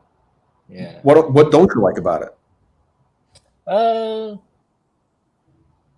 I think it just that's seconds at the 6, or yeah, that's the second no, that's the chronograph. I'm not sure, Yeah. because at this second, or that's just a minute hand. There's no second hand. There's no stop dial for second, right? So you only have the center second, which is for the chronograph second. Okay. Then you have the stop dial at the 6. You record the minute. So it's a 30-minute chronograph. Okay. And is that useful? I don't know why you put war timer and chronograph together. Yeah. Because they can, but Yeah. because the war timer original design of war timer is so, I think, representative of how you should design a war timer, right? So I think Patek Philippe designed a war timer. There was no war timer before Patek. Then they did it, I think, in the early 1920 or something. Yeah. With the outer chapter ring with the name, now become the inner chapter ring. It's but the price seems kind of reasonable. No, this is white gold. Okay, so 30 to 60,000, sold for 44. Actually, no. Okay, so roughly 50,000 US dollars for this new watch, which is kind of seems. I think the retail is. I mean, the secondary market is a little bit higher than that. The white metal goes well with the blue, but again, it's just a personal tasting. Yeah. I like the combination. I like it. I mean, I like the watch. I don't like because I don't need a chronograph, so I'm always like, but it's a cool watch. I think it's kind of like better than some of the other ones that they have. But then they see. By the way, do you have any of these clocks from Lepe? No, but I'm not. I'm actually, maybe in the future I'll buy one. I know they have the shotgun one, right? Maybe I'll buy that one. But I saw that. Yeah, they have some weird clock. They got some crazy stuff. Really crazy stuff. I don't know. I've never seen any of their stuff really at auction. This is the first time I'm seeing something where I've noticed it. They've been sold to Louis Vuitton recently. No, I think. Wait, did they do? Were they sold to? Was it MB&F or somebody? No, I think MB&F. I think Louis Vuitton bought the whole company. Let me check. Okay. Interesting. I've seen these hand grenade clocks. Yeah. They're kind of cool. So it's 10 grand. In June, the news report: LVMH snap up luxury Swiss clockmaker Lepi, 1939. Okay. How much? How much do they pay? Yeah. It doesn't say how much. Okay. So the black ceramic perpetual calendar. What do you think? By the way, what do you think of their ceramic of AP's? The Royal Oak ceramic. Have you ever had it on your wrist? No, but I just don't like white or black watch. I'd rather prefer like white metal and yellow metal. The ceramic, I don't know. It just doesn't talk to me. Yeah. I understand people want to buy because anti-scratchable, you know. Well, yeah, it's innovative. I think it's light, right? It's supposed to be light or something, you know. Yeah, but then again, if you drop it, that's it, right? So, you have to replace the whole Yeah, thing. Yeah. So yeah. normally with the metal, you can just add in a little bit more metal and then polish it. But Hmm. if you crack the ceramic, you have to replace the whole, bezel or the case or the bracelet, Yeah. basically. So 100. Okay, so 100 to 2. I think these. I think the white one was going for like 500 grand, if I'm not mistaken. The wow. white ceramic perpetual was at like 500, or the blue one, and the blue one is kind of ugly. Oh yeah, the blue one. Yeah. What is the blue The one blue made one, of? ceramic. The ceramic. Ceramic. Oh, okay. Yeah. Um, real quick. Oh, so we done. Okay, so I mean, that auction was nothing that interesting. I mean, the basic stuff. I kind of wanted to kind of get your opinion on the independence. Uh, let's go through the Patek vintage auction real quick. This had some cool stuff in it. We did an interview with the guys from the company. Did you see that video with what's his name with their special? That's the what's his name? I forgot to get. He ran the Patek Museum for 10 years. Ah. He had access to all the archives. Hang on, shit, it'll come to me. Yeah, so he knows like all their watches. It's amazing. What do you think of? Have you ever seen one of these in person? The perpetual, the 3448 perpetual. 3448. I went to the Patek Museum. But again, I'm not really expert on all the vintage models because it's just too much, and too Yeah. much to remember.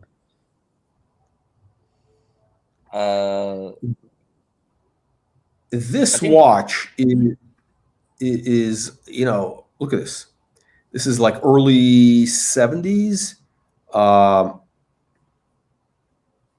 on, the site is a little clunky.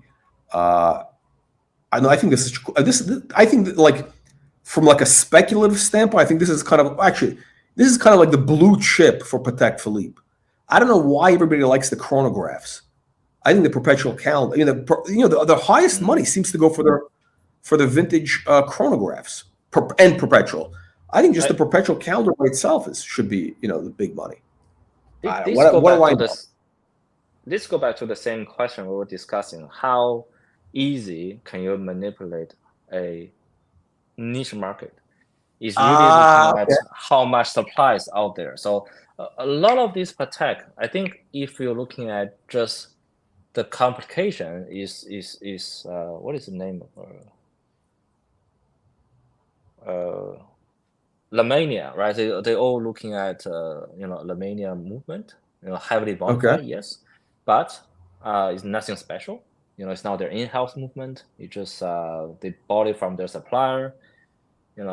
So it's an assembled watch, but because they are bound by their history, World War I, World War II, Great Depression, the great inflation, and also watch wasn't that of a mainstream thing anyway before, so they are very limited in production, and also because of the war, all these things, very little being preserved in good condition, and it is a perfect storm for anyone if you want to say, all right,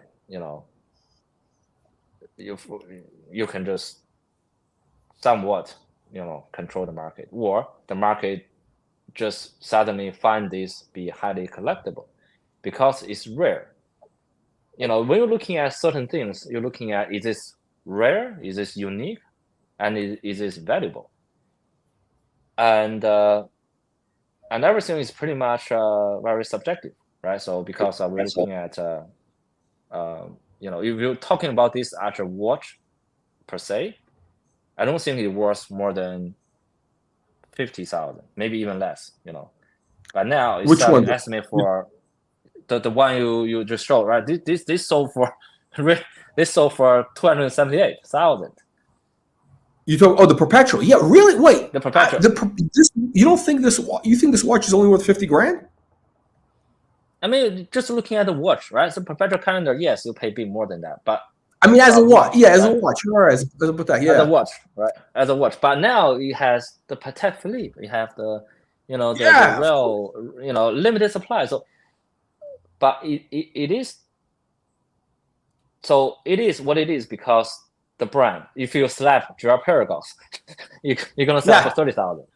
So it's right, just a right, brand right. name. It's a brand name. It is a history. It's a brand name. That's it. So you are Yeah, pretty much paying for a high premium for the branding and also for the history behind it.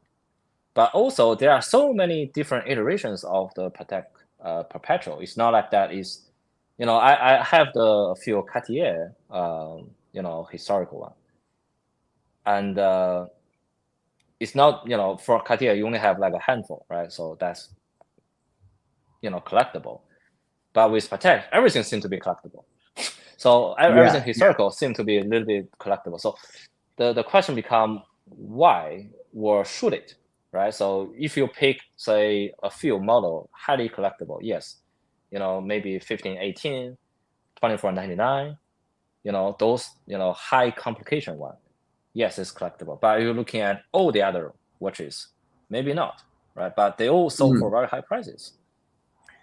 I think Patek is. It seems like Patek has always been very collect. It's just like it has that magical. It has a mystique about it. It's just Uh, always it's going to be. also it's also only recent in the recent 30, 40, 50 years. Yeah, but that's all we need is the last. I Yeah. mean, You only live for, maybe the modern 100 years history, old. the modern history. Modern history. So okay, Modern so history. no, I mean, I think it's a beautiful watch. It's like it's it's such a clean, beautiful design. I'm looking at it's like wow, perpetual. I mean, I prefer obviously the sub dollars, but it's just such a clean, beautiful design. And so it seems like I think these go for retail. They're like in the kind of that. I mean, it's kind of that range, like 200, 300, 400, depending on the. Interesting. Have you ever seen these anti-magnetic ones? These the Patek anti-magnetic watches? It was very big, right? In the 50s, something like that. When people traveling with airplane, they have to, that's the Is Paul something Roger, I don't right? know. I From never. the To me, they look very like boring. Like they look just very boring. But apparently, all of a sudden, they're very, they again back to the thing. It's scarcity. They didn't make that many of them, so it, they're getting crazy prices now. it's a two watch, right? So it was a two watch. It's where I think Universal Geneva did the anti-magnetic with the Journe, and I think this designed for like a traveling, where people Yeah. can Also travel, for like commercially. if you're around like any type of I don't know, radiation, electrical, car, all that stuff, magnets. I don't know. So it's like like the Milgauss, like the Rolex Milgauss. Milgauss, I yeah. guess it's the elegant Milgauss. Um, Interesting. But which one? They had a couple of watches which I thought were like really beautiful. I'm almost tempted to buy them, but like I mean, do I need more watches? But this is like, look at this. I mean, this is maybe for you, it's kind of boring because it's not enough complication, but just as an elegant, beautiful design. I don't For mind. I don't mind simple watch. I mean, I don't really mind simple watches. You for need to have some. 15,000. Yeah, it's a good price. Yeah, I mean, what else can you get for 15 grand like that? And this is I think it's a big size, 35 millimeter. I mean, it's like a decent size for a vintage watch. Beautiful design. Hang on a second, one more here. Let me show you a couple more. The site is slow. First Okay. bump patterns. You got let me see. So there's a couple of these Calatravas. This one, like basically that one I just showed you. I was kind of looking at that. I was thinking, should I kind of maybe should I register and bid? And this guy here with this like funky case with this lugs. And I'm surprised. This is like, I thought this was going to sell for like, maybe 10, 12, 12, 14,000 and sold for almost 28,000. That's special history behind it. No, it's just the rarity of the design of the case, the lugs. Yeah, it's just not that many of them. Scroll lugs. Yeah. So it's a independent lug welded to the case, and then they polish it. Yeah, extra work. But you know what it is like? Maybe it's a double sign, right? So this is a double sign watch. It's yes. Oh, it is also double sign. Yeah, Bayer. Yeah. Bayer's, but Bayer is not like as exotic. I think what people want is they want the more like exotic ones. They want like the Italian Tiffany, ones. right? No, like the Italian ones or like the South American. Bayer is like they were like a very big retailer, so it's like not as. Yeah. And they have a couple of double signed ones from some of these Latin America dealers, like I don't know, in like Peru or a second. We get a couple here. Let's take a look real quick. These guys, these square. This is interesting. This is a 1919 watch. It looks like a Frank Muller. This is the thing that everything in this industry, everything in all industry is basically everybody borrow from everybody, right? Maybe Frank Muller borrow from the Patek. Yeah, I mean, but for this is from 1919, and it looks so contemporary almost. Yeah. It's like a curved case. Yeah. Maybe we know that Frank Muller have the modern one, so we're sort of projecting this to the Frank Muller. I think this is the modern. Yeah. No, this is I think it's kind of special. I guess it was a gift. It was a gift. Somebody gave this as a gift. Bruce, think about this. Somebody gave this as a gift. I don't know. It was like Sig. I don't know. Is this like husband and wife? Something 100 years ago. This is 100 years ago. Somebody gave this as a gift. Can you imagine that? 1923 was given as a gift. 1923. Wow. So that's the roaring 20s, right? That's where the world ends.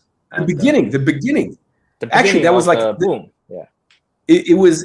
I think a little bit early. I think it was just. I think in the early 1920s they still had like a. I think they were just coming out of. No, I think they were just coming out of. They had the there was like a pandemic. They had a pandemic. Then also the Spanish flu.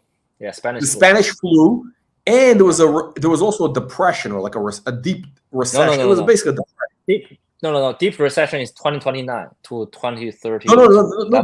No, that's the great. That's the Great Depression. But they always had like small ones. They had like big recessions, whatever. But the economy went very bad. Oh, like that's the Liberty Bond. That's the Liberty Bond, where I think U.S. was asking for people to buy the bond where they promised. Oh, that was the Liberty Bonds was World War I. Yeah, this is World War I, right? So this is 1923. No. After before World War I. No. After the World War I, after World War I, when they are demanding the government to pay, the government say, "Oh, sorry, we are not gonna honor the gold price." I think the price was pegged to gold before they are raising the fund. But after the war, the government denying that they're gonna pay in accordance with the gold because there was like a dollar depreciation or something happened. So people are not getting the same money they are paying for the bond, or they have like a significant reduce in the buying power. Wow. Oh, we got a super chat here. Sam Davidson. We got a big donation here, $1.40. Oh, it's $2 almost. $2 we got here. Hang on, Bruce. So this is one of their watches. I love this. This is exotic. So this is signed from Casa Welsh, Lima. So this is from Peru. This is what, like 1950. Peru was, all those South America, they were booming because I think they had copper. Copper. No. They have not the copper, the bird shit, basically. What is called the bird. The bird was pooping on.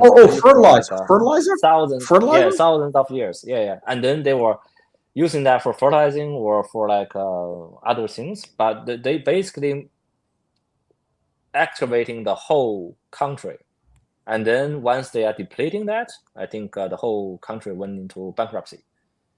But they were super Yeah. rich for about 20 or 30 years.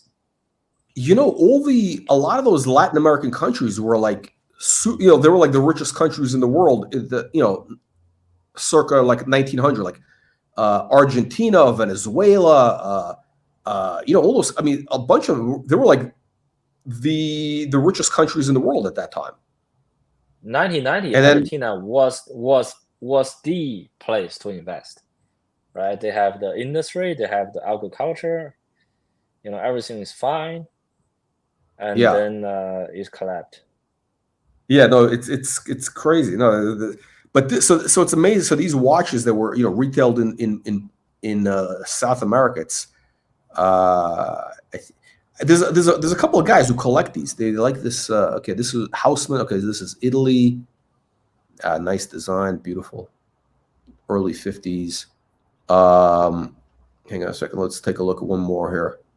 Let's take a look. Shit. What do you think of these clocks? Have you ever seen these clocks? These Patek solar clocks? I seen once. Wow, starting for 147. Shit. Yeah, they go for big money. They go for big money. These just basic quartz movement, right? Just let me check. It's a solar. Oh no. Okay, so from what I understand, it's it was explained to me that okay, so it's a solar power, but the movement is a pocket watch movement. How does that work? I'm not sure how that works. So the solar will turn into some sort of a winding gear to wind the mechanical movement, or something like that? I don't know, but I've seen. But the other ones are more or less, I think, just kind of quartz in a way. I mean, it's a solar. You know, it's an electric clock basically. It's basically an electric clock.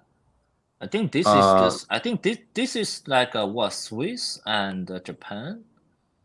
They were doing some sort of diplomatic thing. Oh no! So They okay, did so a this collaboration. no, okay, no. So this clock, it was okay. So he explained to me that this clock was it was something for the 700th anniversary of the Swiss. You know, what do you call it? Consolidation, I guess, where the, you know, where the states, the cantons got together, became one country.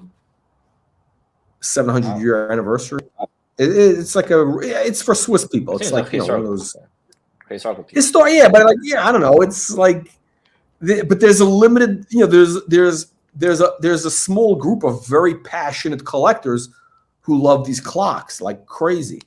You know, this is the same. This is the same thing. Like I bought the Vacheron Constantine. You know, the Return of Hong Kong one, right? So if you want to have a piece of the history behind, you buy this. Yeah. Are you a fan of pocket watch? Do you have any pocket watches? No.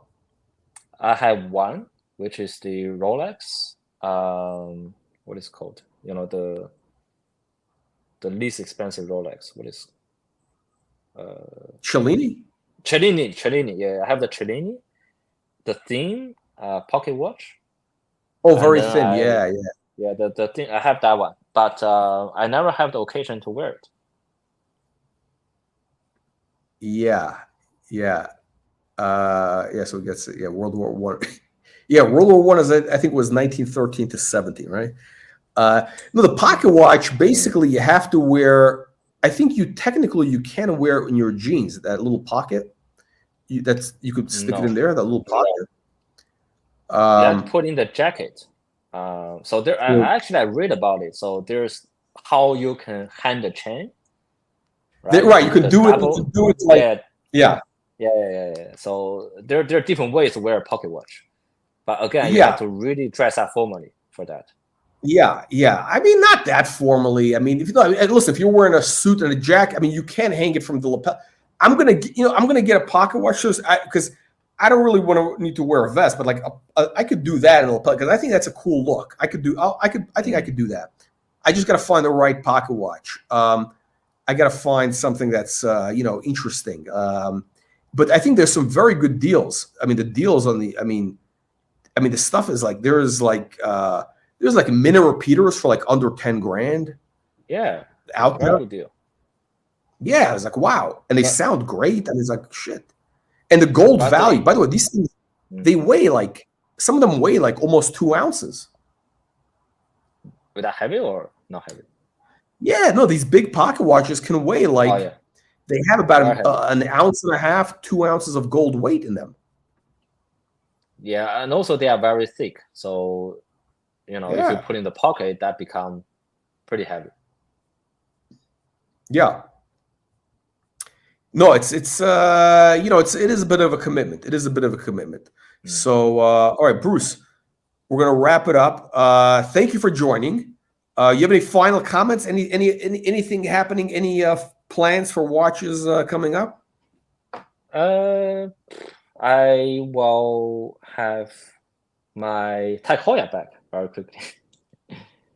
You know, the chronograph, and I'm also gonna pick up my independent watch in October. Which one?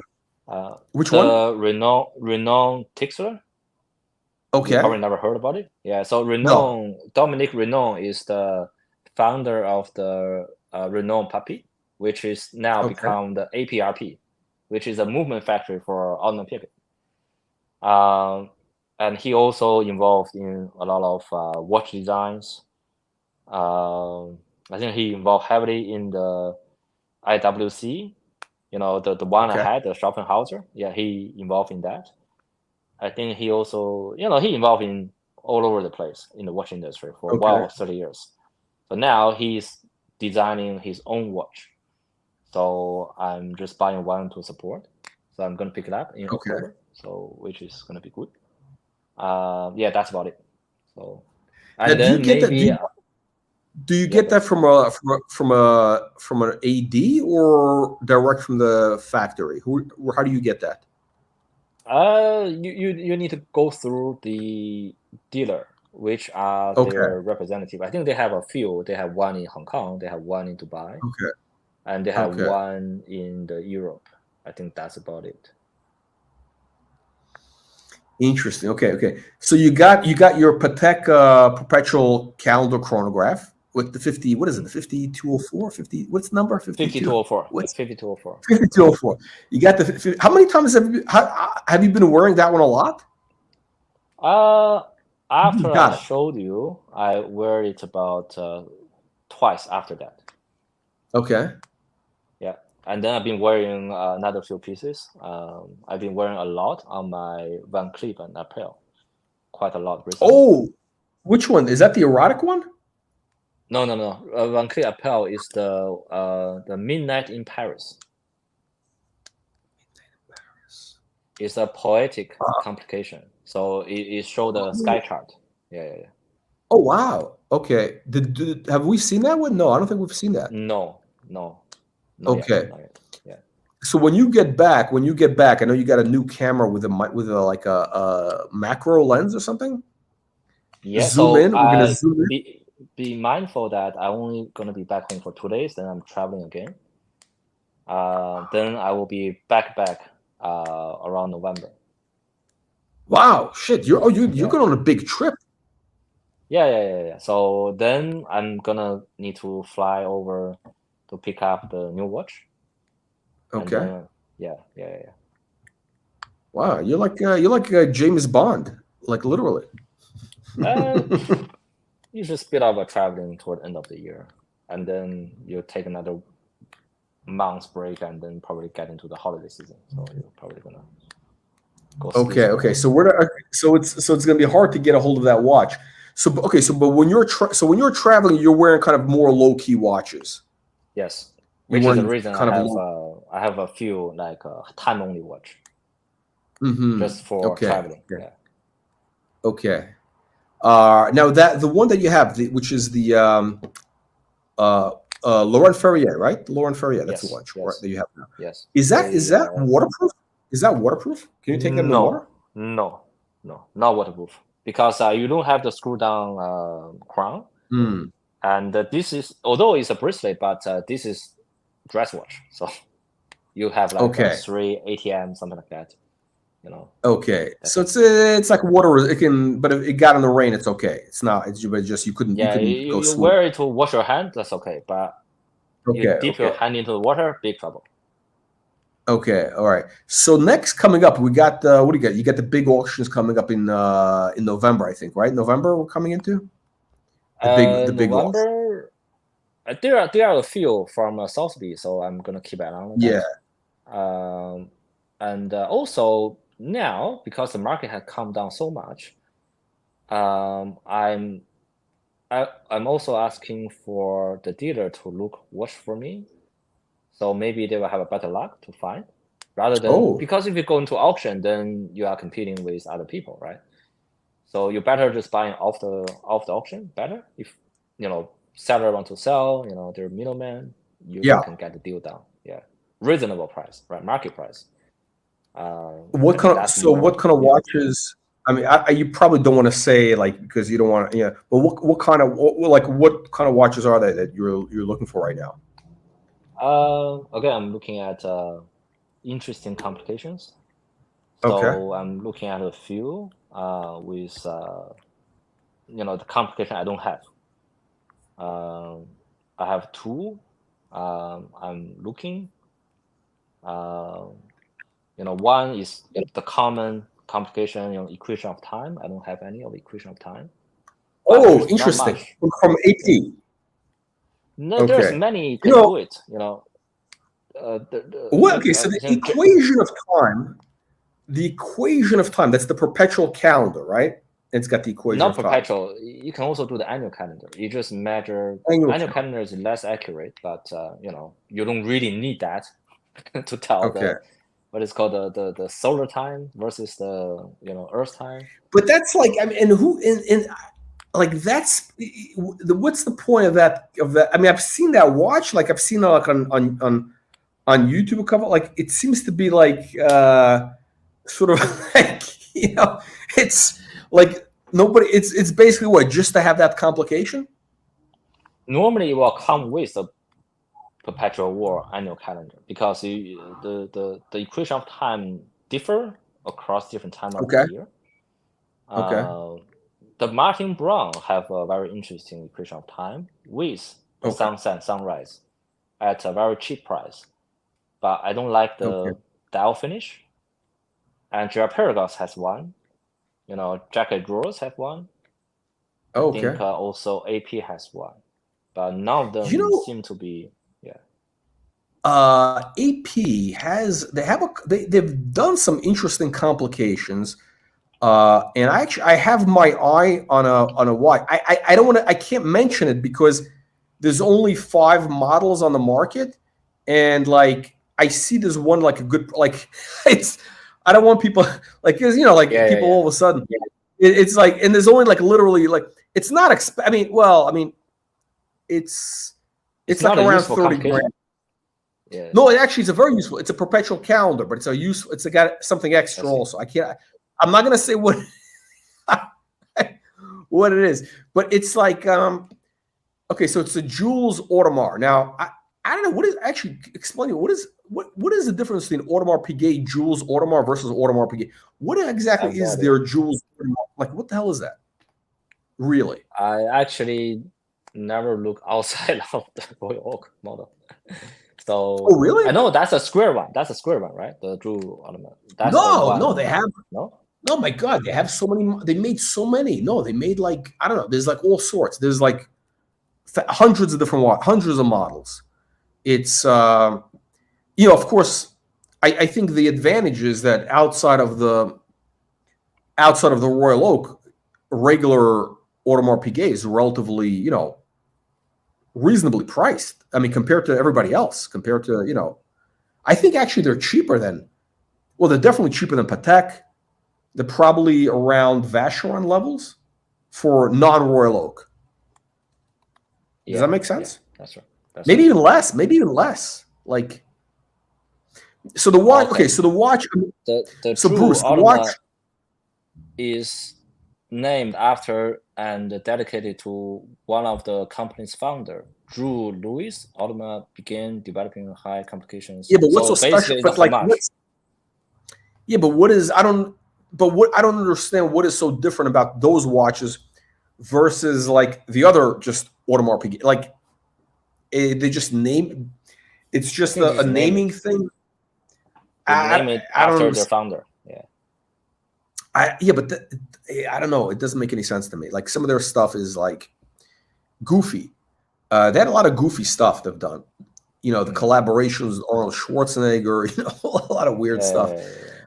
You know, the Spider-Man watch. The what is the Black Panther watch? The I don't know. They're gonna do Hulk. It's goofy. Arnold Schwarzenegger. You know, the collaboration work well because they are factory. They care about the primary sale. The collaboration will make them able to sell the watch to the dealer, to their AD, right, or to the VIPs. Finish. So it's a guaranteed money making machine for collaboration. No, I'm saying I don't like. It's too commercial. It's a little too like, you know, it's too transparent. It is commercial. It is commercial. It's too commercial. Money, right? Yeah. Yeah, I mean, but you know what I'm saying. I think there's ways to make money without like diluting your brand. You know, I think it dilutes the brand. You know, it's a little bit like. Again, you're looking at corporate, right? So either Audemars Piguet is still independent, but again, you know, you're getting the company that size, you're looking at your financials, right? If you're not doing well, the manager will say, "What can we do to improve it?" Run collaborations. Yeah, they're gonna run a few collaborations and then check after sales. You know, okay, so there's a watch I'm looking at. There's an Audemars I'm looking for. It's in Japan. It's being offered in Japan, and the problem is that you know, apparently the Japanese, from what I understand, they're very strict about not shipping the watch with a crocodile, you know, with a alligator strap, because you know the bullshit laws that they have, import, you know, it's the whole thing. It's not about it's not about them to shipping. It's where, let's say if you're based in the continent US, then it is a receiving country if they have this treaty thing, right? To not accounting for endangered animal, they have to have like a certificate. But then if I'm shipping my watch, so basically I would say just ship the watch head, right? Chuck the you know, strap into the bin. I don't care. And then I'm gonna do a customized strap anyway. So you know. I know, but I want to wear the watch now. I want to wear it now, and I don't want to wait. And you know, strap is. I mean, I want to keep the original strap. I mean, it's kind of, you know what I'm saying. It's like a $500 strap. Then you just ask somebody to put into the magazine and then ship the magazine to you. Right. I mean, that's basic. I don't know anybody in Japan. I mean, I don't know anybody. I'm thinking maybe it's worth for me to just flying down there, because it's about about a $1,500 round trip from West Coast. I've never been to Japan, so I might as well go. Okay. It's not. Yeah, it's a good place to visit now. You know, the yen is very. The prices are good. Yeah. The price. I'm gonna write this.